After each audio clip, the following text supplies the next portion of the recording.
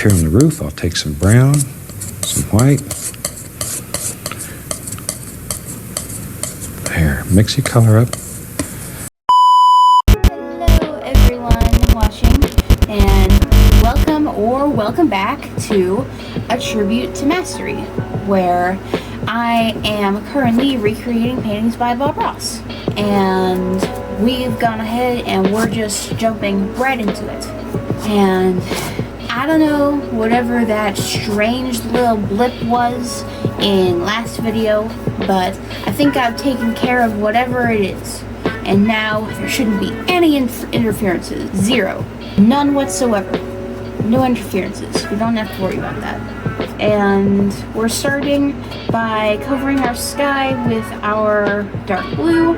And we're doing this sort of zigzag pattern, but we're intentionally going to leave some lighter spots and some darker ones. Have our bit of a more unique looking sky today. And while I get some more paint, can tell you which one we're using. We're using blue, of course, yellow, white, green, brown, red, the usual suspects. And now we can go in here, and we're having fun here. We like to have fun here. That's what painting's all about, having fun. Because if you're not having fun when you're painting and you're making canvases like this, then what's the point of making the canvases if you're not having fun with it? That's the whole point of this sort of thing, you know? What are you even doing if you're not having fun while you're painting? If you're not having fun, then there's something wrong, and you need to look at that before continuing to do it, because if you're not having fun, then the painting won't turn out as good.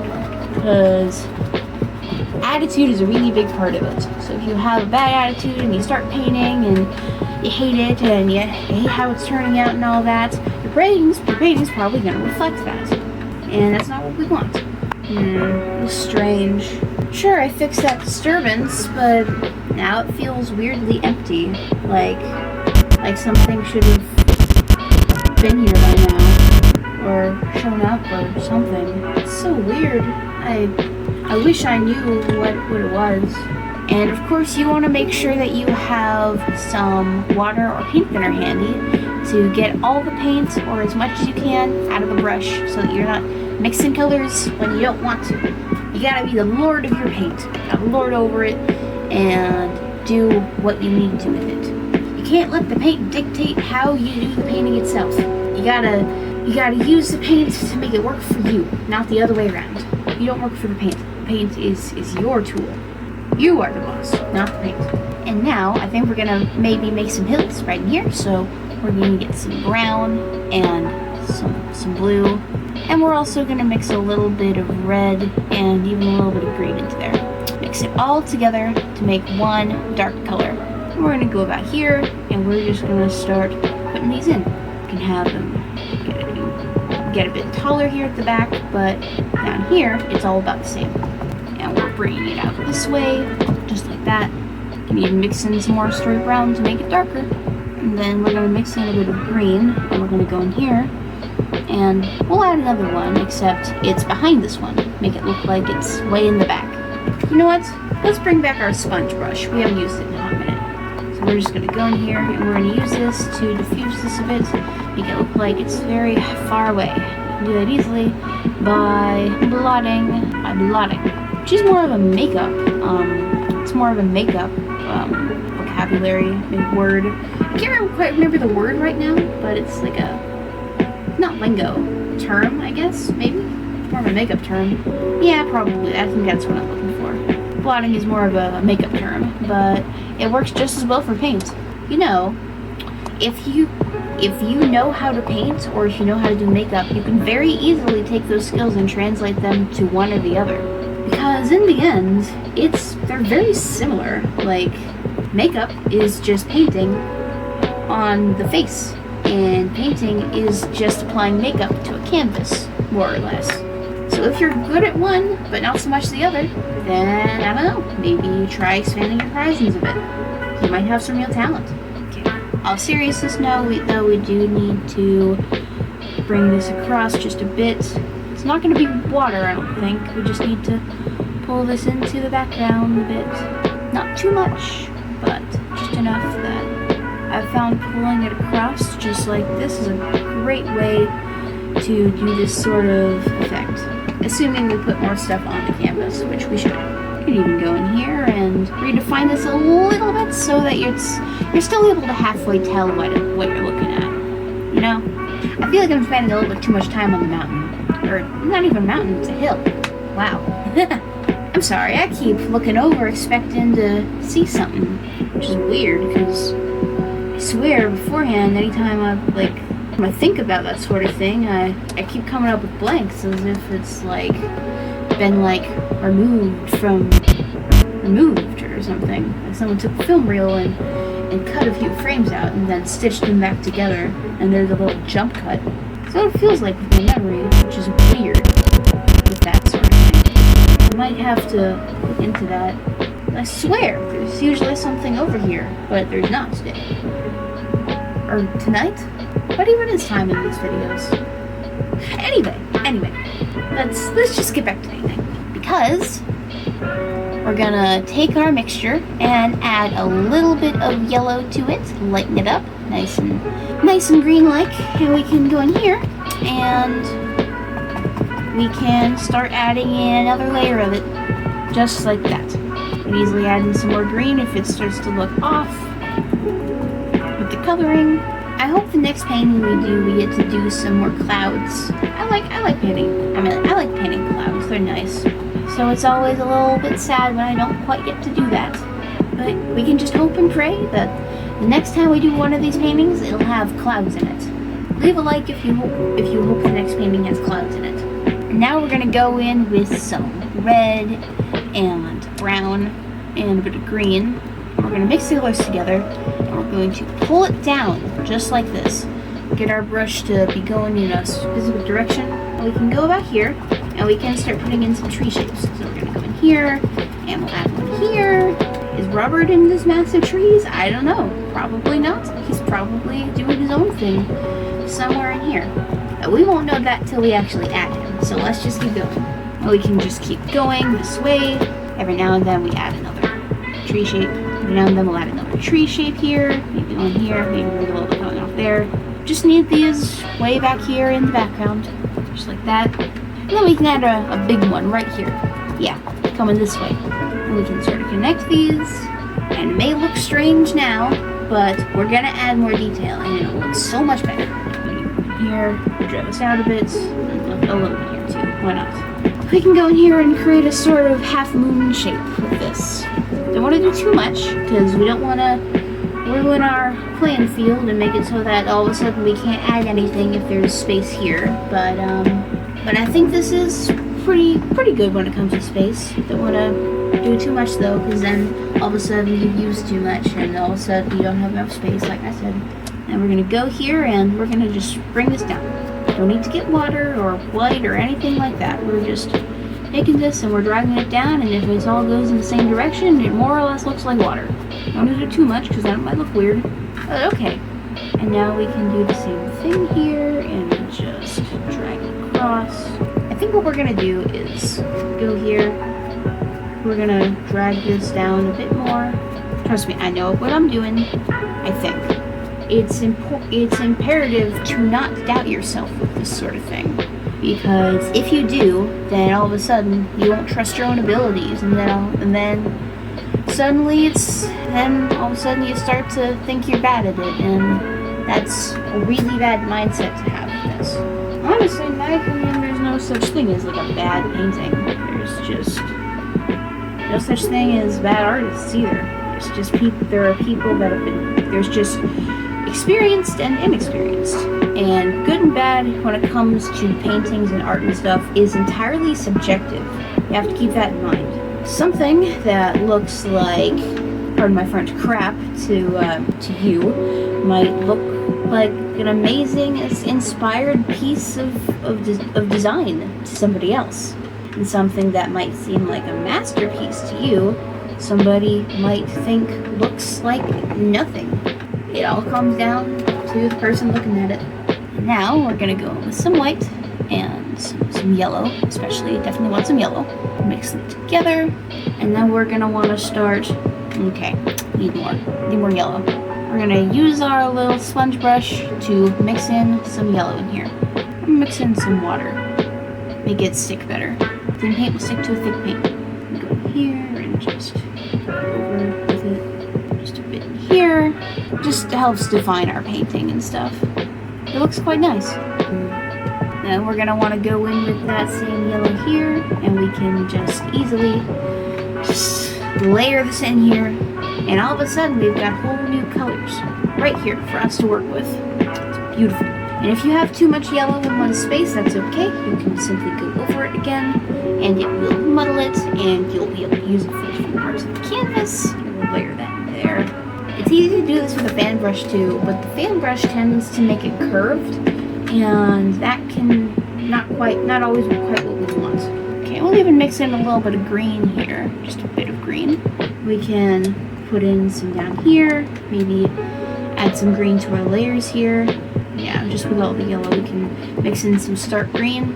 You know, I've noticed in the past that there are a lot of times where I will say things and other people have just never heard the words before, which is kind of wild to me, because it's like, this is, for me, it's like basic knowledge, but for other people, it's like, they've never heard of it before. It's the same thing with reading out loud, because there's a lot of people, especially ones when I was in high school, or heck, just school in general, but mostly high school, where we would have to read aloud for like poetry or a play or some sort of theater piece or whatever, and I'll be the only one to put any sort of emotion into it, or be the only one to read certain words. Like they'll be reading aloud, and then whenever they get to a word that's more than 3 syllables, they get quiet. Or sometimes it's not even that much. Like I can't think of any specific words because most of those people, I didn't think much of them, honestly, so I wasn't able to remember. I know that it was a word like something like constitutional or something like that, and it got to that, and I could easily sound out and read that word, but they got quiet, and then the teacher had to be the one to read it to them and to read it out loud, and then they repeated, which to me is kind of unreal. And because it's a participation grade with that, they didn't really get any flack for it, and they just continued to not know things, which kind of boggles me just a bit. Enough about me being boggled. Okay. So I'm thinking, why don't we go in here and, okay, need to find somewhere to put my arm so that I'm not getting paint all over me. I'd have to just hold it here. We're gonna go in here and we're going to create, this is like a little swampy area, so maybe we can just go in here and create some houses. People that live way out here in the sticks, just like this. So we go here, color this in, maybe use a bit of white to outline some of this, and then we can go in here and we can add another little house way up here. It can be very easy to get paint on your arm, just like that, especially when you're working with wet paint on wet on wet paint. But you know what? At the end of the day, it's kind of like a signature mark. Like you can tell that it's made with love because it's made with lots of human interaction and all that. Makes you feel how real it is. So don't get too upset if you get paint, if you smear your paint a little bit, or you accidentally touch your canvas or something like that and it leaves a little mark. Because in the end, you're only human. You're gonna make mistakes sometimes. Anybody who has never made a mistake is either lying, not human, or they're about to. How about we add another little house here? Right in here. With a nice brown roof. And now we can, of course, give it a little thatch red roof, because everybody in here gets a guaranteed red roof, genuine red roof, and it comes with the house. It's really nice. So now what we're gonna do is we're gonna go in with some brown and mix in a bit of red, just like that. More red. Need this to be more red than brown, almost. And we're gonna go in here, and we're gonna start adding what's gonna be like a little bank, or maybe a road or something like that. We'll just have to see how it goes. Here, and we'll bring this down a bit. Oop, got some green on the canvas. That's okay. I can't stop thinking about the fact that something's just missing. I don't know. Like, it feels like I should have, like, seen something or felt something or some sort of something. Maybe something, a little thing here, just I feel it on my leg or something, and then I reach my hand down and there's nothing here. I'm sad. I know there's someone that I can talk to about this, but I just can't quite recall right now. Maybe I will later. I don't know. Anyway, we can just go in here. Okay, mix that a little bit. I'm mixing that here, and we're adding some color variation here. Our little dock area, maybe. I'm not entirely certain. And now we need to go in with some white and start making our waterline, because right now this doesn't quite look how we want it to, so we need to fix that. Make the paints do what we want it to. You gotta look the paint right in the eye and show it who's boss, like a wild animal. Would this be more domesticated, considering how common paint is and how we see it like everywhere? It took me an embarrassingly long time to realize that stuff like paint and plastic and all that only exists because they're byproducts of like gasoline and stuff, and like unrenewable resources like gasoline. I had no idea, honestly. I kind of just assumed the plastic came from rubber trees, but you know, this almost looks like a cliffside, like you've got the water and stuff and it comes down this way. I like that idea. Let's get some in here, and we'll add some more green right in here. It comes down this way, sloping down right in there. Maybe green right in here, just like that. More yellow. Yellow is a great way to be able to tell where layers are and stuff. Really adds more life into it. So why don't we go in about down here, and we're just gonna mix in some brown and some green together. Using our fan brush, we're gonna create maybe a little bit of an island just down here. It doesn't need to be super big. You can almost sort of halfway follow this little rigid area here, right in here. We can even go in with some yellow and some red and start adding some little bush things here, just like that. Bush-like things can easily go in and just add some little sprigs of grass. This is a surprisingly easy technique where you just go in here and you just pull up, and all of a sudden you got some grass going. So maybe we go in with a bit of our brown, and we can just go here, add in some little cattail things. Cattails have white ends. I swear they might, but I don't know. You know, they have little hooky things coming out of them. And maybe we can go in here and add a tree right in here. Yeah. Mix in a bit of blue and red in here into the brown. Build up here, and maybe bring out some branches this way. And then we can go in with some more brown and just we'll add some branches to this tree. And then we can go in here with our green and stuff and start in some leaves and things right in here. This one can be Robert. Hello, Robert. Can even go about here and start putting in some color and stuff, like some red and some red and white. Just go in here. We'll need a little bit of blue too. Why not? A little bit here, a little bit on each side. Need plenty of that. Plenty of that. Can even go in here and just add some white here, white to it, like that. Just a little bit there, just like that. And of course, we can go in here, go to the tops of our leaves, some white and yellow, and a little bit down here too. Maybe we can do the same thing over here, except this one, maybe this tree is a bit more. This one can be a bit more just thin. Yeah, that's the word I'm looking for. Sometimes in my infinite wisdom, I forget words. Something you'll come to notice when you watch these videos. No tree going out this way. Okay, need to define this a bit more.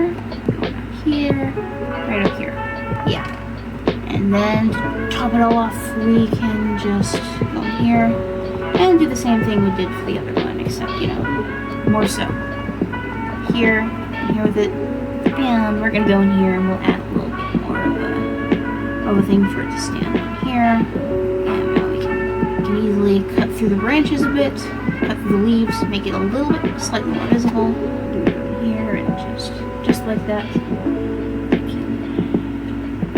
Easily add some ground for it to stand on. And because of how much paint we're using, easily go in with the brown and just use it to fill in any gaps that may have been left behind. Now we're gonna go over this just a bit. Okay, I think that's about all that we're gonna be doing for now, especially as I'm feeling so strange, like there's something missing, which I've said a couple times now, but I just can't shake. So let's go ahead and sign this painting, and I can try and find a way to revert this problem of mine. So we're gonna go ahead and sign the painting. I'm just gonna do it here. Okay. I do truly hope that you enjoy watching me make these paintings as much as I do actually make them, because it's pretty awesome that I get to do this just about every day. So I will see you all next time. Alright, this is the painter signing off. So long. Farewell.